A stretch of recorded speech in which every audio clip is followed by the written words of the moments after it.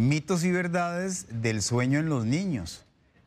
¿Es cierto que los chiquitos tienen que dormir la misma cantidad de horas que los adultos? ¿Tienen que dormir más, tienen que dormir menos? Conforme van creciendo, la cantidad de horas se reduce. Yo estoy seguro que en sus casas, cuando ya usted dice que es hora de dormir, comienza ahí un estira y encoge, ¿verdad? Mamá, no quiero, mamá, tengo miedo, no tengo sueño, quiero seguir jugando, qué sé yo, ¿verdad? Un montón de excusas para no ir a la cama. Pero si sus hijos no duermen bien, sobre todo cuando hablamos de no dormir bien, es la calidad de sueño y la cantidad de horas necesarias, tarde o temprano vendrán las consecuencias. Así que decidimos entrarle a este tema hoy viernes con Liliana Estrada, que es especialista en medicina del sueño y trastornos del sueño, y está aquí con nosotros desde muy temprano para podernos conducir en esta entrevista. ¿Cómo le va, doña Lili? Todo bien, Randall, muchas gracias. Un placer. Bueno, vea, empecemos por esto. ¿Por qué es necesario dormir? Sobre todo enfoquémonos en los chiquitillos, ¿verdad? Porque a veces creemos que no necesitan tantas horas de sueño, que se recargan rapidísimo. Así es. Bueno, en primer lugar, muchas gracias por invitarme con este tema porque es uno de mis temas favoritos, ¿verdad? Es uno de mis temas favoritos porque hay demasiadas consultas al respecto y sobre todo muchos mitos que es importante que traerse abajo también para tranquilidad de los padres. En primer lugar, el dormir es una necesidad no solo del ser humano, estamos hablando de que es una necesidad de todo mamífero, de los reptiles, de las aves, absolutamente todos tenemos la necesidad de dormir, ¿ok? Es parte de nuestra fisiología. Entonces, el dormir pasó sin tener una justificación válida durante más de 100 años y en los últimos 100 años se han venido estudiando cuáles son las funciones del sueño, tanto para niños y para adultos, ¿verdad? El sueño tiene muchísimas funciones, entre ellas consolidación de la memoria, o sea, sacar de nuestro cerebro toda aquella información que hay que depurar, que hay que limpiar y que no es necesaria. ¿Cuántos pensamientos tenemos a lo largo del día, verdad? Y mucha de esa información no es necesaria mantenerla en nuestro cerebro o en nuestra memoria. Por otro lado, la plasticidad cerebral. La plasticidad es cómo nuestras neuronas van generando cambios, tanto a nivel estructural como a nivel de enlazamiento entre ellos y de conducción nerviosa a nivel cerebral para poder tener un funcionamiento normal. De ahí el hecho de que cuando dormimos mal empezamos a funcionar mal, ¿verdad? A lo largo de los días. Por otro lado, liberación de muchas hormonas, por ejemplo, hormona del crecimiento durante la infancia, la liberación de la hormona como la melatonina, testosterona, hormonas sexuales femeninas como la hormona luteinizante, niveles normales de insulina, niveles normales de hormona tiroidea. Todo esto empieza a ocurrir tanto en picos antes de iniciar el sueño como a lo largo de diferentes fases del sueño a lo largo de la noche. Nuestro sistema inmunológico también hay una producción normal de linfocitos, que son células de defensa corporal, que ocurren o que se regeneran durante la noche. Y se ha visto que cuando una persona duerme poco, empieza a tener alteraciones en cuanto a esa vigilancia de nuestro sistema inmunológico. Nos enfermamos más, nos engripamos más. ¿Cuántos no hemos pasado por crisis importantes de estrés en donde dormimos poco y luego caemos en un cuadro gripal casi que inmediato? Desde el punto de vista de las emociones, el dormir tiene una función muy importante. Amanecemos malhumorados, irritables e incluso nos cambia el ánimo cuando dormimos mal, ¿verdad? Entonces podemos ver cómo a través del sueño hay un enlazamiento de funciones que se regeneran a lo largo de la noche o que se recuperan para que al día siguiente el tiempo de vigilia o el tiempo de estar alerta sea normal. Y durante la infancia, a lo largo de las diferentes etapas que pasan los niños con respecto al sueño, que de eso vamos a hablar en un ratito, pues va produciéndose estos aspectos tanto estructurales a nivel cerebral como a nivel cognitivo, con respecto a las emociones, también cómo van los niños entrelazando todo esto para al final llegar a tener un sueño normal o un sueño como ya lo tiene estructurado el adulto. Entonces debemos pasar por este proceso todos y podemos ver cómo los niños tienden a dormir más que un adulto mayor. ¿Por qué? porque las necesidades de sueño van cambiando cronobiológicamente. Cronobiológicamente me refiero a que va sufriendo cambios a lo largo de las diferentes etapas de la vida. Entonces el sueño va a ser distinto en las diferentes etapas. Doctora, usted se ha referido varias veces en esta primera parte a el sueño nocturno, pero en el caso de los niños también hay sueño durante el día. Digo, también hacen siestas y cuando están muy chiquititos duermen mucho, ya después duermen menos. ¿Este sueño del día es igual de reparador, es igual de importante o es más importante el sueño nocturno? Bueno, en realidad en los niños hablamos de un consolidado. Y vieras que eso, Randall, es muy frecuente oírlo, ¿verdad? Que los padres llegan muy preocupados porque tal vez el tiempo de sueño de la noche no llega a ser el que ellos consideran normal, ¿verdad? Y aquí entramos en una situación que a mí me genera siempre mucha preocupación al respecto. ¿Qué es normalidad? ¿Qué es la normalidad? Hablamos, si nos vamos al diccionario, la normalidad o la norma es algo que está dicho, que se considera un estándar. Y en el sueño de los niños nada está estandarizado, ¿verdad? En primer lugar, tenemos rangos que consideramos dentro de un promedio, pero no podemos decir nunca que un niño duerme 14 o 18 horas, ¿verdad? Entonces hablamos de un consolidado, uniendo las horas que el niño debe dormir en sueño nocturno y en relación a la unión con las horas del sueño de las siestas. Cuando un niño está recién nacido, tenemos lo que se llama un sueño polifásico. ¿Qué es polifásico? Muchos momentos de sueño y muchos momentos de vigilia. Ellos todavía a esa edad, entre el primero y el tercer mes, no identifican necesariamente si es de día o es de noche. El sueño va a ser en promedio cada 3, cada 4 horas, luego viene un periodo de vigilia y después vuelven a entrar en sueño. Entonces te puedo decir que la evolución natural en un niño de esa edad es precisamente tener esta cantidad de horas de sueño y vigilia alternadas, ¿verdad? Y así se van alternando los ciclos en esta edad.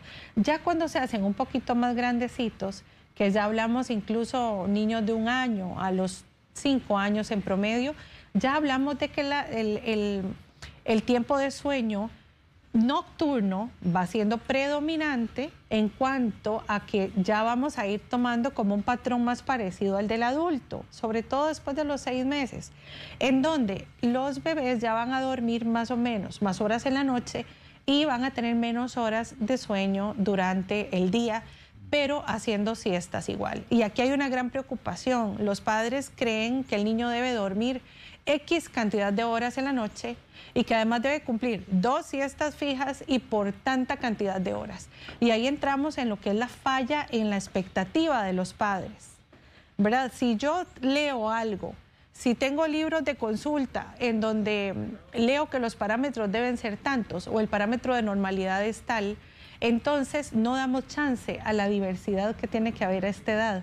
Y si hay un momento en la vida en que hay diversidad en cuanto al comportamiento del sueño, es en la infancia, ¿ok? Y además, no solo diversidad, sino que además hay cambios día a día en el sueño de los niños. Entonces no podemos pretender nunca que sea un parámetro establecido, que nos genera mucho estrés a los padres, porque siempre lo correlacionamos con una comorbilidad o con una enfermedad. O sea, el niño no está durmiendo lo que dicen los libros que tienen que dormir, entonces tiene algo. Está mi hijo, enfermo. exactamente. Bueno, con la ayuda de la doctora definimos, y le vamos a colocar una pantallita, cuáles son los problemas de sueño más frecuentes en los niños, nada más para repasarlos y poder avanzar. Se presentan, bueno, todas estas cosas, doctora.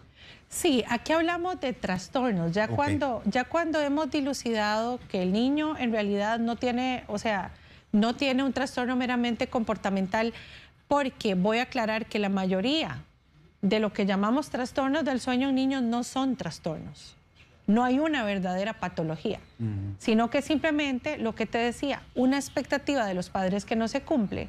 Entonces se ven como un desorden del sueño. Incluso te puedo decir que hay un trabajo, una investigación muy importante en donde 34% de los niños, para los padres, ¿verdad?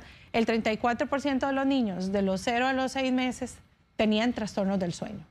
O sea, estoy hablando de padres entrevistados. O sea, los padres pensaban que había un trastorno. Ajá, que sus niños tenían un trastorno del sueño entre los 0 y los 6 meses por alguna razón. Ok. Y la Sleep Foundation, que es una fundación nacional, bueno, no es nuestra, es estadounidense, pero se llama la Fundación Nacional del Sueño. En Estados Unidos es una organización que viene desde hace muchos años haciendo estudios longitudinales, desde hace muchos años. Y te puedo decir que esa cifra de un 34% en realidad es un 6%. ¿En serio? Quiere decir que para lo que realmente, para las organizaciones que realmente estudian trastornos del sueño infantil, hay un sobrediagnóstico o una sobrepreocupación de los padres muy importante y que realmente es una sobreestimación de los trastornos del sueño. Entonces, esos que veíamos ahí en la pantalla anterior son ya trastornos que, o sea, que ya después de que dilucidamos que realmente hay algo, esos son los trastornos del sueño más frecuentes. Por ejemplo, muy frecuente, resistencia para irse a la cama, ¿verdad? Ya hablamos de niños mayorcitos ahí, después del año, en donde se les dice ya es hora de ir a dormir y el niño muestra resistencia. Ok. Por otro lado, el otro trastorno más frecuente, que no es trastorno, sino la otra situación a la que nos enfrentamos los padres es, ok, ya lo acosté, pero empieza a devolverse hacia el cuarto de los padres porque todavía no tiene ganas de dormir. Y esto es algo que para mí es importantísimo y es fascinante a la vez. ¿Por qué? Porque después del año, entre el año y los 5, los niños ya empiezan a manifestar un cronotipo. ¿Qué es cronotipo? Bueno, todos venimos marcados genéticamente, tenemos genes que se encargan de marcarnos un ritmo de sueño y vigilia. Y no todos somos iguales. Hay gente que es súper mañanera, que le encanta levantarse temprano, que es muy activa en la mañana y en horas del día, pero ya en la tarde-noche se empieza a apagar y le gusta acostarse temprano. ¿Ok? Y los niños empiezan a tener también este tipo ya empiezan a dar muestras de cuál va a ser su cronotipo, ¿verdad? Pero a la vez tenemos el niño que por lo contrario se les llama búhos nocturnos. ¿Por qué? Porque ya son niños que más bien tienden a estar muy activos en la noche. Las horas de sueño que pretendemos para ellos como papás, porque lo leemos o porque consideramos nosotros que debe ser esta hora, o porque nos han indicado que esa es la hora, pues entonces empezamos a preocuparnos porque el niño a esa hora lo vemos muy activo, todavía sin ganas de ir a la cama y con resistencia. Entonces aquí tenemos que empezar a aprender a leer a nuestros hijos, ¿verdad? ¿Cuál va a ser su cronotipo? ¿A qué tiende nuestro hijo? Siempre limitando ciertas cosas, porque tenemos que tomar en cuenta también que a veces si los dejamos ser libres, pues podrían llegar a las 11, 12 de la noche. Liliana, perdón, una cosita, ¿y es entendible o es lógico que pase que en la casa donde hay varios niños existan diferentes cronotipos? Sí, los cronotipos pueden heredarse, ¿verdad? Pero digamos que uno puede decir así, es que el papá es súper noctámbulo. Ajá. Entonces el niño puede tener esa tendencia genéticamente. Hay otro aspecto y es cómo se comporta la familia.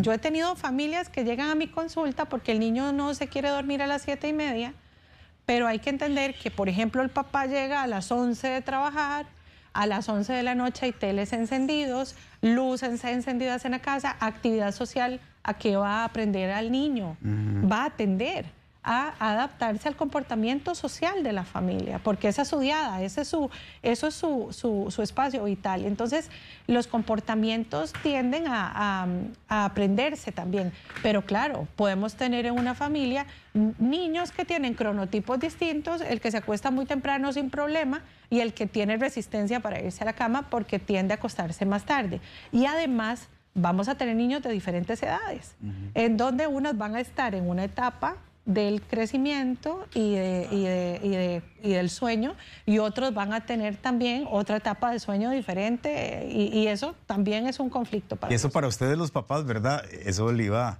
a decir. Exacto. O sea, ¿por qué mi hermano sí puede acostarse más tarde y yo me tengo que acostar a las 8? Exacto. Y ahí también hablamos de niños, desde los 6 meses podemos empezar a ver que hay niños que se autocalman, ¿verdad? Y hay niños que se llaman, les llamamos, no se llaman, sino que les llamamos señaladores. ¿Cuál es la diferencia? El niño que se autocalma es un niño que logra dormirse solo en su cama, sin ninguna dificultad. Además se despierta en la noche, que eso es muy importante hablar de los despertares ahora, que es otra pesadilla para los padres, pero los niños se despiertan en la noche y sencillamente se pueden volver a dormir solos, sin necesidad de la asistencia de los padres. Ok.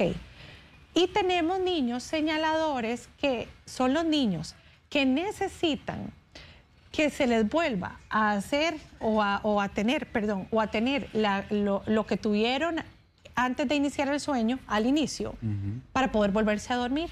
Y es aquí donde entran algunas situaciones con respecto a las asociaciones, ¿verdad? Por ejemplo, un niño que necesita ser mecido por la mamá o muy chineado, ¿verdad? O que se necesita dormir en la habitación de los padres. Cuando se despierta en la noche, que es lo más normal y lo más natural, que los niños se despierten desde recién nacidos hasta los 12 años de edad. Entonces, ellos necesitan a veces ese estímulo que se les dio para volverse a dormir, porque eso es lo que aprendieron, ¿verdad? En cambio, hay otros que desde pequeñitos se acuestan en la cunita, digamos que uno los pone en la cuna, se logra mantener en la cuna, se duermen solos. Entonces, cuando vienen los despertares en la noche, simplemente abren los ojos, se dan cuenta que están en la misma cuna donde se durmieron y se vuelven a dormir solos, ¿verdad? Ahora, esto a veces no depende, y esto hago la salvedad, esto a veces no depende de que seamos buenos o malos padres, no es así. Ni si lo logramos o no lo logramos, o si los padres logramos que se durmieran en la cuna solos o no. Yo les puedo decir que incluso yo tengo 2 hijos y son totalmente diferentes. Uno se duerme solo sin dificultad y al otro le cuesta más y ocupa algo de acompañamiento, ¿verdad? Entonces, ¿cómo lograr que los niños puedan de una u otra forma autocalmarse? Bueno, en primer lugar, es un proceso que a veces es un entrenamiento difícil que va incluso en contra del apego. Y en eso vieras que yo siempre le pregunto a los papás, ¿qué quieren ustedes? Porque no hay nada escrito. No hay ninguna regla que diga las cosas tienen que ser así, así, así, así. Yo creo que al final lo importante es qué le hace sentir bien a los padres, cuánto apego darle a los hijos, qué sensación les da darles ese acompañamiento a los hijos o no, ¿verdad? Entonces, es importante que para lograr de alguna forma tener un valor predictivo con respecto a cómo va a dormir ese niño después del año, pues es importante tomar en cuenta que el niño, entre más tiempo pasa en la cunita y no en otros sitios, por ejemplo, no en los brazos, no en la cama de los papás, vamos a tener mayor éxito, ¿verdad? Por otro lado, si a los niños los dejamos acostaditos en la cunita, brindándoles un acompañamiento, pero a la vez que no sientan que los estamos alzando, y además acostarlos despiertos, o sea, que ellos logren iniciar el sueño solitos en la cuna, también eso nos va a predecir que van a lograr autocalmarse después del año, solitos, ¿verdad? Entonces, estos son aspectos que a veces logramos y a veces no. A veces usamos el mismo método con todos los hijos y resulta bien con unos hijos y otros no. Y esto tiene que ver con la diversidad. Todos los niños son diferentes. No podemos meterlos en un cajón y pretender que duerman X cantidad de horas o de X forma, porque entramos en una gran preocupación y ansiedad los padres. Y por otro lado, si nosotros tenemos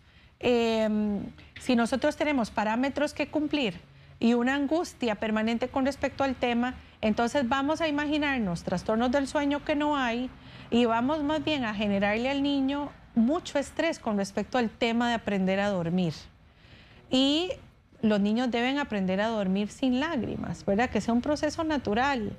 Sí, que no sea una cosa traumática ahí. Exactamente. Y vieras que es frecuente que la consulta lleguen, por ejemplo, papás que de una vez se sientan y me dicen, es que tiene un trastorno del sueño. O sea, ya estamos diagnosticando cuando... Y entonces le pregunto al niño, ¿cómo dormís? Súper bien, ¿verdad? El chiquito tranquilo, como una lechuguita ahí, sentado, fresco, como si nada, pero nos imaginamos a veces que hay trastornos del sueño o desórdenes que en realidad no están ocurriendo. Ok, vea, voy a ponerle un reto y es que esta parte de las etapas y de las edades, vamos a hacerlo un poquito rápido porque sí hay muchas preguntas y quiero abordar algunas de ellas. Vamos a dividir, digamos, por meses o por años este tema para saber, bueno, qué se puede esperar, qué es lógico y qué no, ¿verdad? Entonces, lo primero es de 0 a 2 meses. ¿Qué pueden esperar los papás del sueño de los niños en esos 2 primeros meses de vida? Bueno, muy importante el sueño polifásico, ¿verdad? Va a estar despertándose para amamantarse y va a dormir. Y pueden dormir desde horas hasta minutos. O sea, los padres a veces llegan muy preocupados porque no duermen las 2 horas o no duermen 3 o 4 horas seguidas. Entonces, pueden dormir desde horas hasta minutos. Y lo otro es que el sueño es diferente al del adulto. El sueño en estos niños empieza por lo que se llama el sueño activo. Vamos a ver movimientos oculares que a veces preocupan a los padres. Podemos ver brincos, podemos ver incluso como gestos de risa en el bebé. Y después entra más bien en un sueño muy tranquilo. Entonces podemos ver esas 2 etapas, pero entonces a veces se preocupan porque los ven reírse o los ven brincar o los ven mover los ojos, ¿verdad? En esta etapa, ¿el niño debe dormir en su cunita?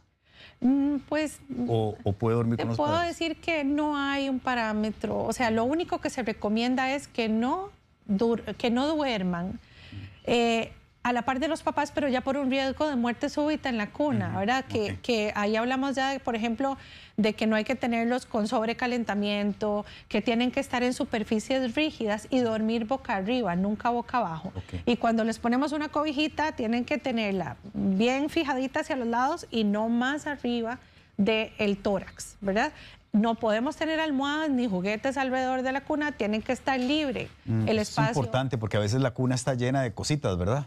Sí. De juguetes sobre todo. Sí, y esto va a aumentar el riesgo, ¿verdad? Y obviamente en niños con prematuridad hay un poco más de riesgo y en madres que son muy jóvenes también hay un poco más de riesgo. Ahora, yo no les puedo decir que no pueden tener alzado a su bebé todos los días o todo el día, porque esto ya es una decisión muy de la madre, ¿verdad? Y en esto, aclaro, nada está bien ni nada está mal, es que quieren hacer los padres. Y lo único que tenemos que brindarle al niño en esta edad es un entorno seguro. Segunda etapa, de 2 meses a 12 meses. Ok. ¿Ahí qué pasa? Bueno, de los 2 meses a los 12 meses hay que aclarar que la melatonina empieza a producirse hasta después de los 6 meses en promedio. Más o menos, ¿verdad? Entonces, la melatonina es precisamente la neurohormona que nos ayuda a acomodar ya patrones de comportamiento y de vigilia y sueño. Entonces, los niños, después de los 3 a 6 meses, ya podemos ver que tienden a dormir más horitas en la noche, ¿verdad? ¿Qué te puedo decir? Pueden pegar 5 horas, 4 horas, pero tampoco debemos esperar que el niño duerma 10 horas seguidas, como lo pueden decir muchos libros. De hecho, es tan variable el rango de las horas que deben dormir en esta edad que van aproximadamente entre las 11 y las 18 horas. O sea, estamos hablando de que hay 7 horas de diferencia. Entonces, no podemos decir que un niño de esta edad va a dormir ni 15 fijas ni 16, porque si los niños no lo están cumpliendo, los padres entran en una expectativa que no es real, ¿verdad? Entonces, de 11 a 18 horas es un rango, ya pueden pegar más horitas a lo largo de la noche, los despertares van a seguir. Un 85% de los niños entre los 2 meses y los 12 meses van a seguirse despertando en un promedio mínimo de 2 veces por noche, ya sea para alimentarse o porque necesitan sentir a la mamá cerca o por lo que hablábamos, que ya empiezan a haber algunos trastornillos de asociación. Y voy a poner el ejemplo con el adulto. Cuando nosotros nos despertamos en la noche y no tenemos la almohada de nosotros, ¿qué pasa? nos despertamos, la buscamos en el suelo hasta que la jalamos y nos volvemos a acomodar. Nosotros también hacemos asociaciones. Ahora, ¿qué siente un niño que se durmió en los brazos de la madre y que cuando se despierta en la noche está en una cuna? No espera despertarse ahí porque se durmió en otro sitio, ¿verdad? Entonces, este tipo de cosas empiezan a producir despertares y que el niño no se pueda volver a dormir solito. Y eso es alguna de las cosas que hay que empezar a corregir. Pero a veces incluso pretendemos que duerman toda la noche recto y afectamos incluso la ganancia de peso y el crecimiento y desarrollo de esos niños. Interesante. Tercera etapa, del año a los 3 años.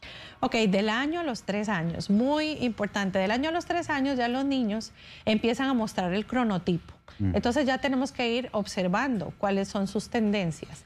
Tenemos que ir poniendo más límites. ¿Por qué? Porque ya tienen más actividades, son niños que les gusta ya... que interactúan con el adulto más, ven tele, incluso a veces antes de dormirse, y hay algunos hábitos que debemos evitar para que el niño no vaya sobreestimulado antes de dormirse y que esto le cueste dormirse más. Los niños entre el año y los 3 años van a seguir teniendo despertares, incluso son despertares protectores, ¿verdad? Nosotros nos despertamos porque oímos un ruido y queremos ver que todo esté bien en casa. Nos están protegiendo. Nos despertamos porque tenemos hambre. Nos despertamos porque queremos ir a orinar.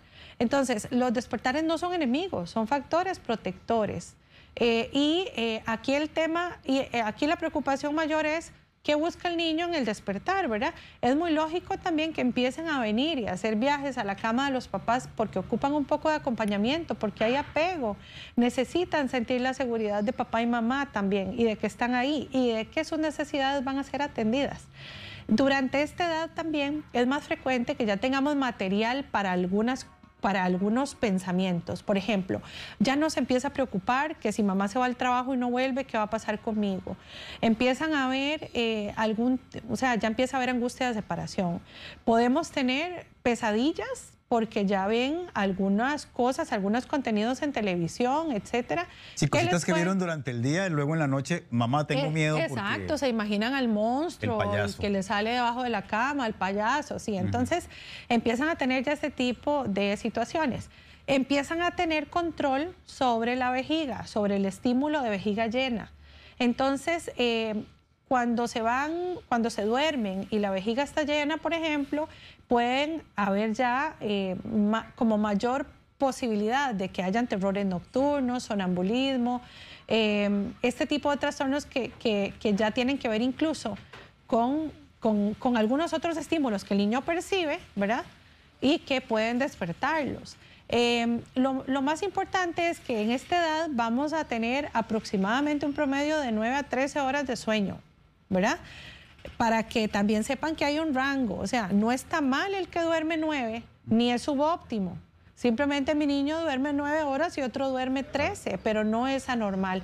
Las siestas ya empiezan a ser también, ya hacia los 3 años empiezan a disminuirse, pueden hacer hasta 1 al día nada más o no necesitarlas incluso. A veces hay niños que duermen toda la noche 11 horas. Entonces ya no ocupan dormir la siesta o no es tan necesaria porque están consolidando las horas de sueño en la noche. Y esta es una preocupación. A veces el pensamiento rígido de tiene que hacer siestas son necesarias y lo leen en todo lado, ¿verdad? Entonces esto no es así, esto no es así. Muy bien. Bueno, hay 2 etapas más, de 3 a 5 años. Ajá. Bueno, ahí ya entraron al kinder, ¿verdad? Ya ahí entraron al kinder, exactamente. Ya hablamos de los niños en edad preescolar. Eso le pone un ingrediente adicional, ¿verdad? Porque los papás es probable que quieran que se vayan a acostar a cierta hora pensando en que necesitan dormir porque al día siguiente tienen que ir a... Exacto. Parte de lo que ocurre ya con estos niños es que ya no ocupan dormirse tan temprano. Okay. Ya no van a tener sueño a las 7:30. Van a tener sueño a las 8:30 de la noche, en promedio 8. En esto también aclaro que no hay algo rígido. O sea, yo tengo que aprender a leer cuáles son las señales de sueño de mis hijos. Se empiezan a rascar los ojos, se ponen chichosillos, ¿verdad? Entonces, tenemos que aprender a leer cuándo es el momento idóneo para ir a dormir. Y esto es muy importante, Randall, porque si yo obligo a mi hijo a que se vaya a dormir a las 7 de la noche y el tiempo de sueño de él van siendo las 8:30, va a pasar 1 hora y media angustiado porque tiene que dormirse, la mamá entra 3 veces al dormitorio, le dice que por qué no se ha dormido, ¿verdad? Y para el niño esto empieza a ser un tema de estrés y ansiedad. Ya irse a la cama no es tan bonito. ¿Por qué? Porque ya es un tema de discusión de mamá conmigo, el tema de irme a la cama ya no es placentero y en eso tenemos que tener mucho cuidado. Ahora, ¿cómo logramos nosotros también que el niño no se vaya a acostar tan tarde? Poniendo límites con respecto a lo que vemos en televisión, a qué hora dejan de usar, por ejemplo, videojuegos, aunque a esta edad tal vez todavía no es tan frecuente, pero a qué hora dejan de hacer actividades que tienen mucha actividad física para tener ya actividades más calmantes, ¿verdad? Por ejemplo, leer, generarles una rutina muy clara antes de ir a la cama. Y esta rutina debería empezar aproximadamente ya después del año. O sea, ¿qué hacemos en el dormitorio? Bueno, en primer lugar nos ponemos pijama o tomamos un baño caliente, después lees un libro. Ok, pero ¿cuántos libros vas a leer? Tenemos que poner un límite también, porque hay niños que podrían leer muchas horas.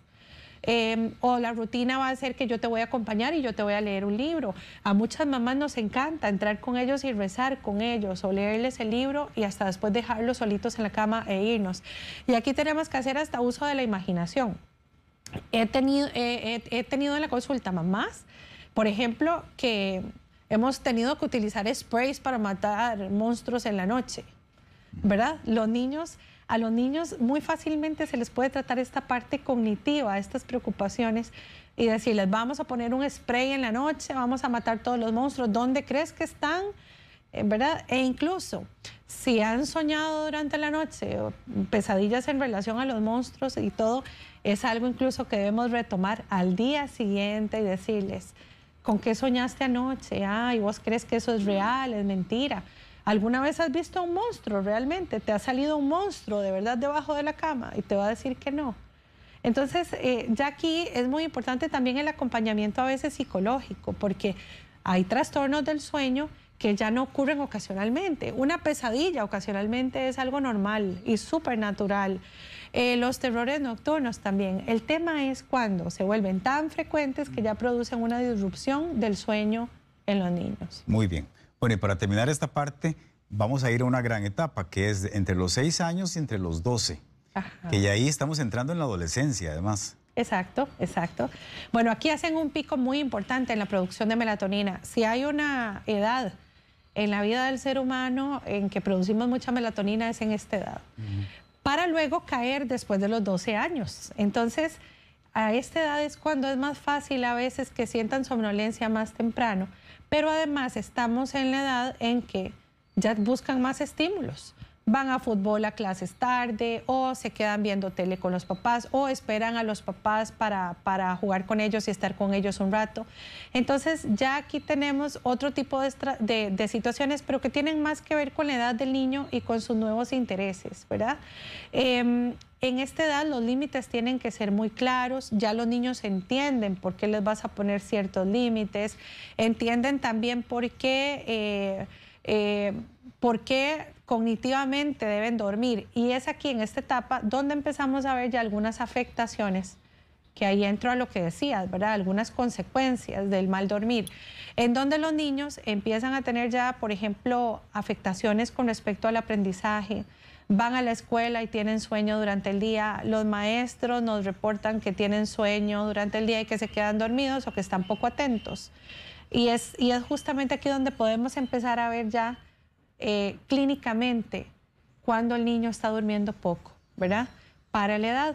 En esta edad, pues uno no pretende que duerman más de 9 a 12 horas aproximadamente. Muy bien. Entonces veamos cómo de los 3 a los 10 prácticamente es un tiempo de sueño muy similar, ¿verdad? Entre los 9 y 13, 9 y 11 horas.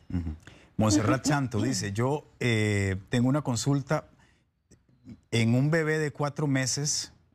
¿Cuánto es recomendable que duerma? Ya que muchos médicos recomiendan darles de comer cada 3 horas a los niños. A veces no sabemos cómo manejar el tema entre comer y dormir. Ok, sí, eso voy a dar una breve explicación. Desde los años 1900 aproximadamente, en la era preantibiótica, o sea, cuando no habían antibióticos para tratar enfermedades contagiosas, Desde ahí empezó el tema de que los niños tenían que dormir separados de los padres incluso, ¿verdad?, para no contagiarse de algunas patologías, etcétera.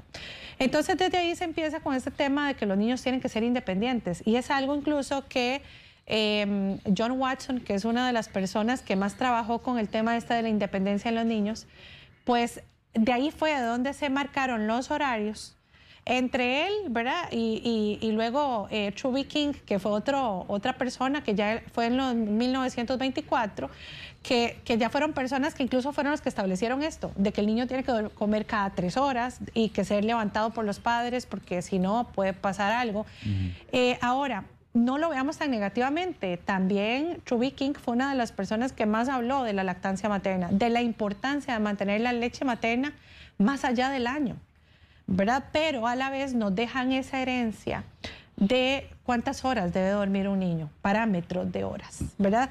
Entonces ahí le respondo a la televidente, un niño de 4 meses, ¿verdad?, debe dormir en promedio entre las 9 horas y aproximadamente 16 horas. Hablamos de un rango muy importante. O sea, yo no le puedo decir a ella que su hijo duerme mal o duerme bien. Lo que sí tiene que aprender a ver es que no necesariamente hay una anormalidad en lo que el bebé está durmiendo.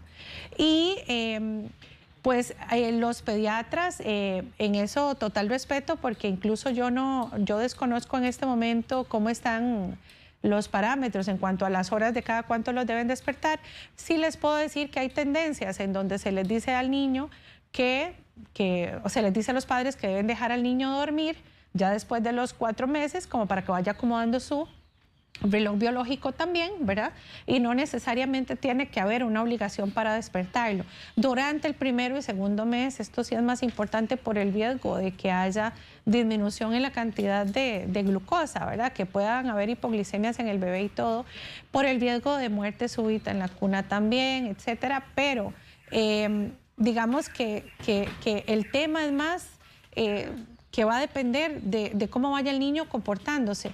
Es increíble que a veces lo vemos durmiendo relajados y tranquilos y nos sentimos en la obligación de que hay que despertarlos. Sí, claro. Entonces yo eso le pido... Me imagino que es la disyuntiva que ella me mencionaba, ¿verdad? Claro, o sea... claro. Y en esto hay que ir dejándolos también, que ellos vayan ya teniendo su patrón de sueño habitual, mientras no afecte la cantidad de leche materna que está ingiriendo, ni el crecimiento ni el desarrollo de ese bebé. Muy bien. Ania Ferretto, mi hijo tiene 5 años y hace meses que no duerme nada bien. Se despierta a la 1, a las 2:30, a las 4.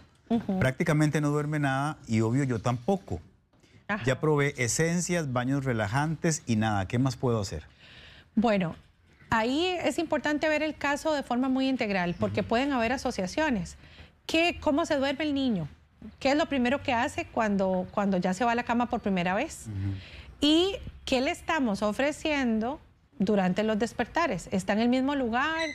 ¿Se logra autocalmar, verdad? ¿Cuáles son las preocupaciones que tiene cuando se despierta en la madrugada? ¿Qué es lo que piensa? ¿Qué es lo que siente? ¿Qué le da temor? ¿Por qué no logra volver a iniciar el sueño solo, verdad? Incluso podemos hablar de que estos despertares pueden ser normales, pero ya a esta edad uno esperaría que también podamos tener señales diferentes de otros trastornos, incluso los trastornos respiratorios del sueño en los niños.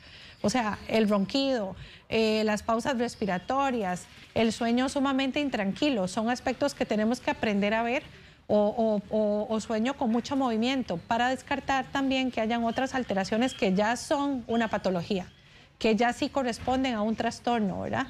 Entonces, este caso habría que verlo integralmente. Vemos mucha medicación en niños de esta edad, niños que llegan ya tomando melatonina, que ya los papás han probado aceites esenciales. O sea, ¿verdad? O sea, ¿hasta cuánto estamos patologizando lo que no debemos patologizar? O sea, ¿hasta cuándo estamos creando trastornos en el niño que realmente son cambios evolutivos por la edad? Muy bien, vea, voy a terminar con esto que nos cuenta Melania Granados. Dice, yo tengo 2 hijos pequeños, de 5 y de 4 años. Desde pequeñitos duermen con nosotros. Hemos intentado pasarlos a su cuarto y no lo logramos porque nos dicen ellos, los chiquitos, que es que les falta que les hace falta el calor de mamá y papá. Entonces, doña Melania pregunta que si eso será cierto o será parte de un chantaje para no irse a su cuarto. Bueno, tiene parte de ambas, ¿verdad? El colecho, vieras que culturalmente el colecho, incluso en sociedades orientales, ¿Qué es el asiáticas, el colecho es el que los niños duerman con papá y mamá. Y les puedo decir que es tan importante el colecho en algunas sociedades que no existe otra forma de dormir. Por ejemplo, los japoneses duermen en colecho de forma muy importante por largos años.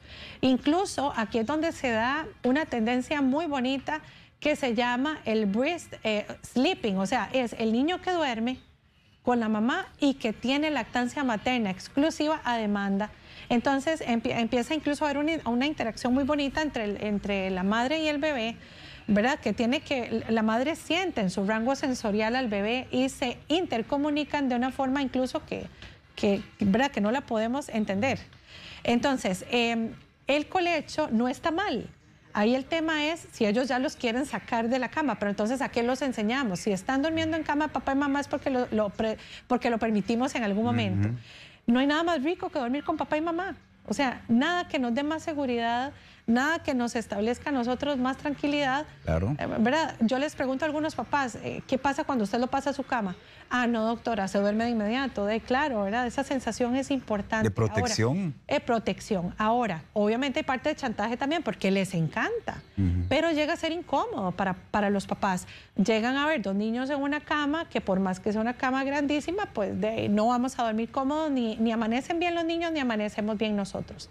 Ahí habría que establecer todo un programa de entrenamiento para que ellos empiecen a dormir solitos en la cama, que lleva su tiempo, pero se logra, pero tiene que haber mucha consistencia, porque con solo un día que los volvamos a dejar volver a la cama, los volvimos a perder. Exacto. Está bien, vamos a hacer una segunda parte.